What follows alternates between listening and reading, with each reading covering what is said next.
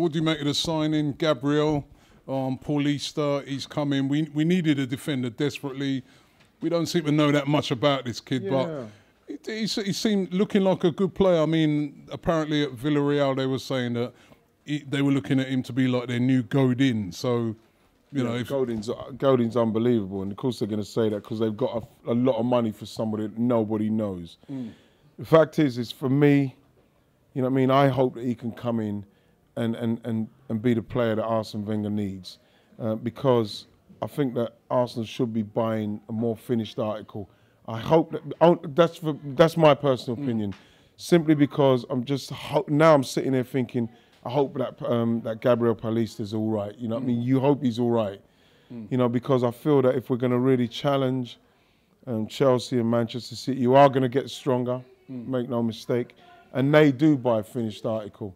What we need to do is start to buy the finished article so we know, right, we've got, you know, Hummels, and we know Hummels is coming in, so we don't need to worry about that kind of centre-half problem, because we've got somebody who's the finished article. And with this Gabriel, it looks to me like he's going to be somebody who's going to come in as backup to Koscielny and Mertesacker. So I'm hoping that he's going to be the kind of player that we're going to need there as a centre-half, and he's going to be quick and strong and turn into the kind of player that's going to help us to win trophies, because I think that's what we need to be doing. That's the kind of players we need to be signing. Finally, I just want to ask you, your favourite ever Arsenal moment. What is your favourite moment when you was playing in an Arsenal shirt? Your favourite moment, the moment that you every now and again you think about that, you think, yeah, man. Tony Adams, Everton. Tony Adams' goal against Everton. Steve Bold put it through to him, and he went through, finished. That's an awesome half volley. Modest, man. I mean something that you was in. No. I want to hear about one of your moments, man.